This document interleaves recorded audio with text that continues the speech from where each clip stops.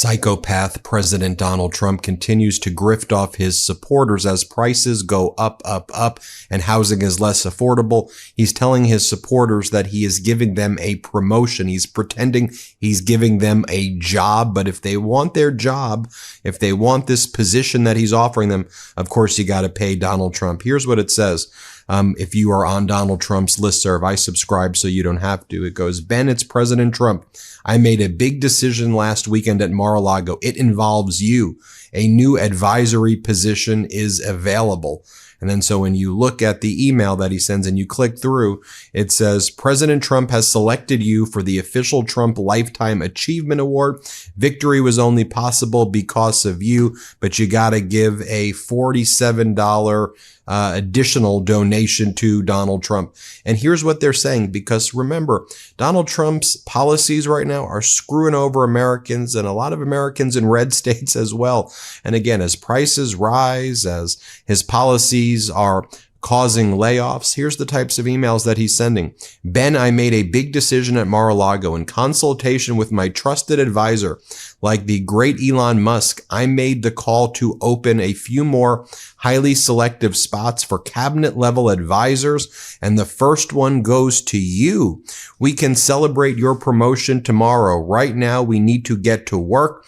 I've personally put together this survey for any new cabinet level advisors to take on day one of their new position. So I'm going to need you to complete it ASAP. And then when you click it, of course, you have to pay him money, but he's like pretending he's giving out jobs and fake positions in his cabinets to his supporters. I mean, look, I know that about 60% of Americans have below a 5th grade education, but really? And then he sends another email that goes, Ben, I must have made a mistake.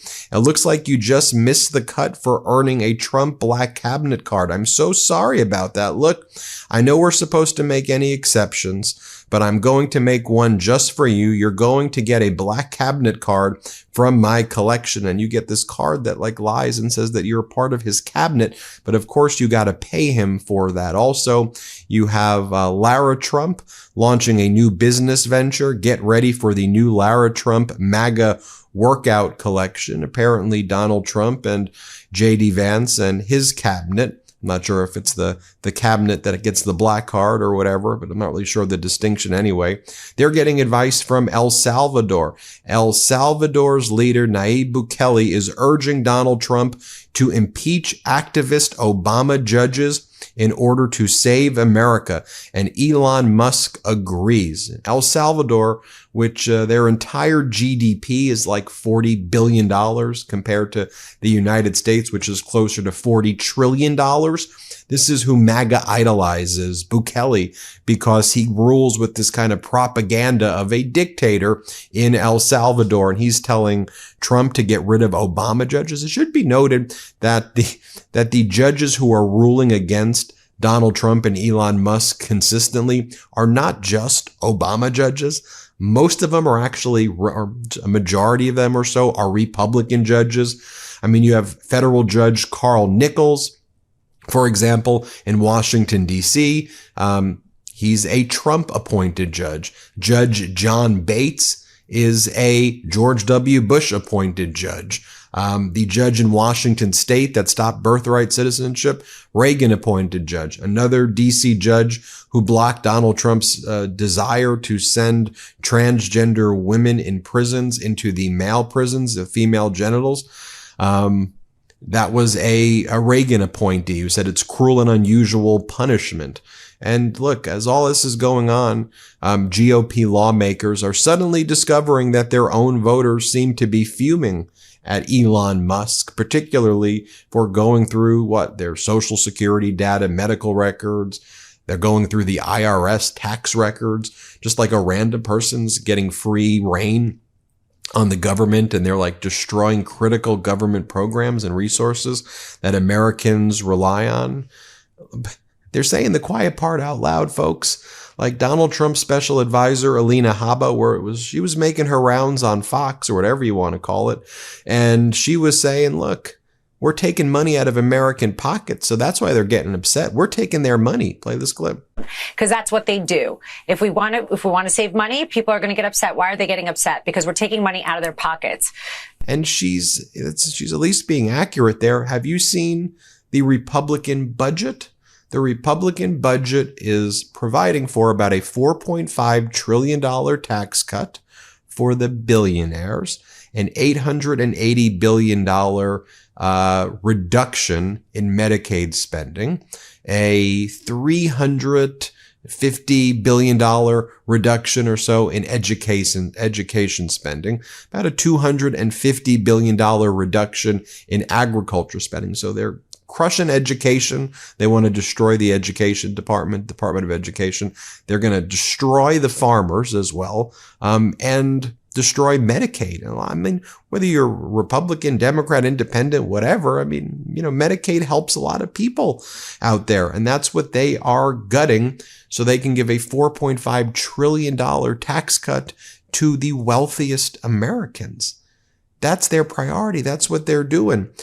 Donald Trump was asked yesterday, so, are you doing any studies about your tariffs if they're going to cause the prices to increase? Because the inflation numbers this week were horrific already based on the chaos that you, Donald Trump, have been causing. Are you doing studies? Because it seems like you're on the verge of crashing the economy. Here was his response. Reciprocal tariffs. Would you also direct agencies to study the impact they would have on prices in the U.S.? No, there's nothing to study. There's nothing to study. It's going to go well. The United States is going to become a very, very strong economically country. Yeah. You heard what he said? He goes, there's nothing to study. The same way he said, we don't need to do tests, because if we test, we may find out that there were people who were sick with whatever we're testing for, right? There are people who are sick with COVID. So don't do the testing. Don't do the studies. Don't do the research. Don't do the reading. Pretend like a miracle. It's all going to go away. Just obey. You don't trust billionaires with all of your private data. They're just billionaires. Everybody knows the billionaires will never do anything that's harmful to other people's interests. Just give them your data. What are you talking about? That's what they're saying. There's no logic here. It is absolutely insane. Never obey. Donald Trump was then asked, so are you going to be tough with India on trade? And how are you going to beat China if you're going to be doing all these things? Then Donald Trump's response is, we're not looking to beat anybody. We're not looking to beat anybody, he says. From Donald Trump. Here, play this clip. President, how are you going to fight China if you're going to be tough with India on trade? How are you going to beat China then? We're in very good shape to beat anybody we want, but we're not looking to beat anybody. We're looking to do a really good job.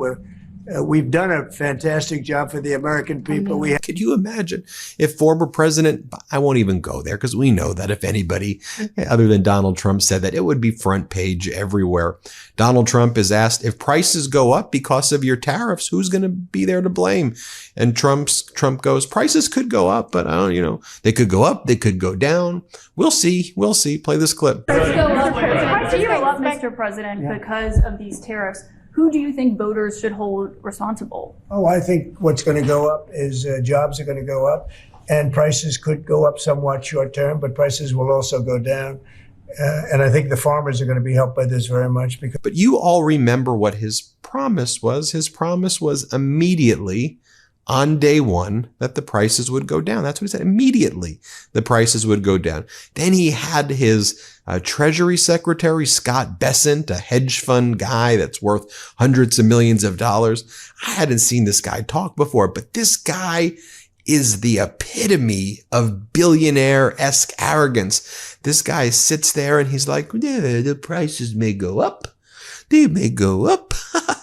But no one, oh yeah, maybe you because you live in mansions and have private jets, but for Americans, what you're saying is so out of touch and despicable. This is the Treasury Secretary. Play the clip. A lot of trade. Joining me now, just back from his trip to Ukraine, Treasury Secretary Scott Bessent. Mr. Secretary, now the usual suspects are asking, why won't the tariffs, if they're raised, create inflation? And to that you say? Well, Laura, during the great inflation of 22, 23, all we heard was that it was transitory. The ultimate transitory hit is if prices go up, and I'm not sure they will, that because a huge amount is absorbed by the currency, big amount is absorbed by the foreign producer. But if they do, we could see a one-time slight increase, and it would be very slight. And vis-a-vis inflation, relative to everything else President Trump is doing, lowering energy costs, deregulating, and common sense policies, inflation is going to go down overall. Well, if other countries retaliate, prices may go up. This is the Wall Street Journal's point. Just take a look. One of these things is not like the other. Donald Trump's first month inflation is soaring. And why that caught a lot of economists off guard is because they expected it to happen maybe May or June, when Trump's policies started to kick in, gradually. But Trump started right away with all of the tariff threats and the chaos, and that's bumping inflation up. Look at the sectors where inflation, where the prices are rising. Those are in the areas that he's messing with most, or Elon Musk is messing with most. Look at this weird image right here, because you had Prime Minister Modi of India come in. You see Elon Musk sitting with Prime Minister Modi right there. You have Elon Musk's kids there, and then you have Modi's delegation. This is just some weird stuff right here. The Kremlin, Putin, Russia laughing at the United States of America for Donald Trump's total capitulation. Julia Davis, she does an incredible job monitoring all things Russia. Laughing Kremlin insiders say Trump has given Putin the green light to expand the war. I'm not going to play any more of those clips because you saw them where Donald Trump said that he thinks that Ukraine should never be in NATO, that Ukraine should not go to pre-2014 borders. Trump's Secretary of Defense, former Fox News host Pete Hegseth, echoed that as well.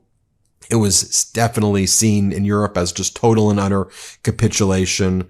Meanwhile, Donald Trump's architect of Project 2025, Russ Vought, Project 2025 calls for the banning of pornography, but of course, Russ Vought was discovered to follow some OnlyFans creators as well. Meanwhile, you have the Trump appointed federal prosecutor. This was a Trumper in the Southern District of New York, Federal Prosecutorial Office, the SDNY, right? They have a very proud tradition, SDNY, of being one of the top divisions within the Department of Justice. Trump's acting United States Attorney for SDNY quit because she was asked to do an unlawful quid pro quo to dismiss the case of Mayor Eric Adams, the criminal case against Adams, where there was a ton of evidence of his criminality and guilt. She was asked to dismiss it. She refused to dismiss it. She said, this seems like an unethical quid pro quo. You're going to dismiss the case where he committed crimes in exchange for him doing things that are favorable to you? That's horrific. And then, of course, one of the things that Eric Adams allowed, I guess, the Trump administration to do is the Trump administration then raided New York City's FEMA accounts where money was already paid to help certain shelters, $80 million, and snatched it back. They stole the money back that was already given to New York. And Mayor Adams allowed it to happen, apparently. And also, Mayor Adams was going to agree with all of the kind of Trumpy MAGA rhetoric in exchange for the dismissal. But to her credit, her name is Danielle Sassoon. She resigned. So then what Trump's Department of Justice, led by Pam Bondi, tried to do when she resigned, or even before she resigned, is transfer the case to Washington, D.C. to handle from Maine Justice's Public Integrity Section in Washington. But then their various heads, they quit. They resigned.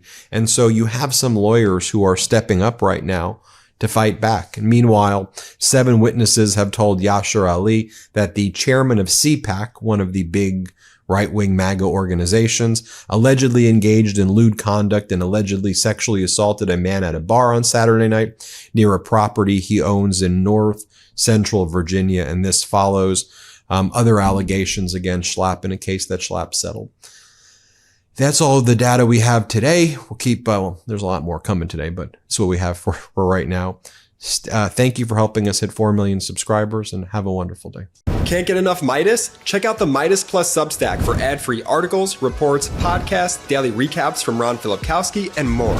Sign up for free now at MeidasPlus.com.